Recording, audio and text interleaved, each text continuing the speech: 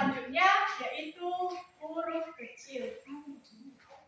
Tujuan menulis huruf kapital ini yaitu agar hasil tulisan lebih mudah dipahami, lebih mudah untuk dibaca, dan lebih mudah untuk dimengerti.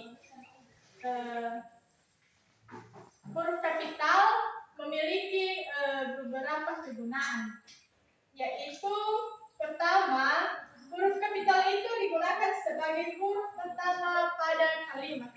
Jadi huruf kapital itu salah satu kegunaannya yaitu sebagai huruf pertama pada kata pada awal kalimat. Di mana dia bilang tadi penulisan pada satu paragraf. Jadi pada penulisan pada satu paragraf, huruf pertamanya yaitu huruf kapital atau huruf besar, dan huruf selanjutnya yaitu huruf kecil. Terus huruf kapital itu juga digunakan sebagai huruf pertama pada nama orang, di mana salah satunya tadi si Helen. Kita tulis namanya si Helen. Jadi awalannya Helen itu bagian hanya itu huruf kapital, dan huruf selanjutnya yaitu huruf kecil. Selanjutnya huruf kapital digunakan huruf pertama pada nama hari, bulan, dan tahun. Seperti hari Rabu bulan Februari.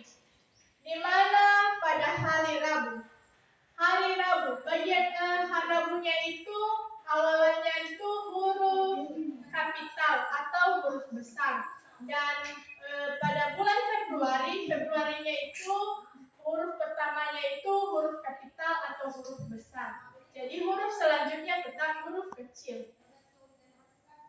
Selanjutnya huruf kapital digunakan sebagai huruf pertama nama tempat, kota, dan negara, seperti kota Laheo, di mana kita tulis kota Laheo. Lahewa itu nama kotanya. Di awalnya itu penulisannya huruf kapital, dan huruf terakhirnya itu tetap huruf kecil. Selanjutnya huruf kapital digunakan pada pertama kata sapaan, seperti contohnya selamat pagi Ibu. Jadi awalannya itu tetap ditulis huruf kapital, dan huruf seterusnya tetap ditulis huruf kecil. Huruf kapital juga digunakan sebagai huruf pertama pada penulisan kepanjangan dari sebuah singkatan, seperti UKS. Jadi huruf kalau disingkat kan UKS itu usaha kesehatan sekolah. Jadi tetap disingkat UKS. Jadi UKS itu tetap huruf kapital semua. Terus huruf kapital juga digunakan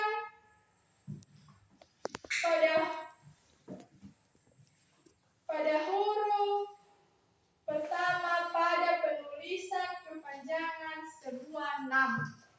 Jadi huruf kapital itu tetap pada awalannya itu tetap huruf besar, dan huruf kecil selanjutnya. Jadi itu dulu tentang penulisan huruf kapital. Bagian B-nya penulisan tanda titik, di mana tanda titik itu adalah tanda baca yang digunakan untuk menandai akhir dari sebuah kalimat dalam berbagai bahasa. Tanda titik ini terdiri atas titik kecil yang ditempatkan di akhir kalimat. Kegunaan juga tanda titik yaitu tanda titik digunakan pada akhir kalimat. Contohnya, Ibu membeli baju baru. Jadi penulisan Ibu membeli baju baru tetap dikasih di paling akhir kalimatnya itu tanda titik. pada akhir kesempurnaan nama orang dan gelar, di mana seperti Dr. Manik Herlina. Jadi dokter itu penulisannya memiliki ada spasi, terus di spasi itu ada titik baru nama orang yang kita tuju. Terus tanda titik digunakan untuk memisahkan angka jam. Contohnya pukul 7 titik 30 lewat 30 menit titik lewat 15 menit. Jadi penulisan huruf kapital dan tanda titik, yaitu huruf kapital dapat kita simpulkan huruf kapital adalah huruf besar yang dipakai sebagai unsur pertama pada kata awal kalimat, dan tanda titik adalah tanda baca yang digunakan untuk menandai akhir dari sebuah kalimat. Sekian pembelajaran kita pada hari ini.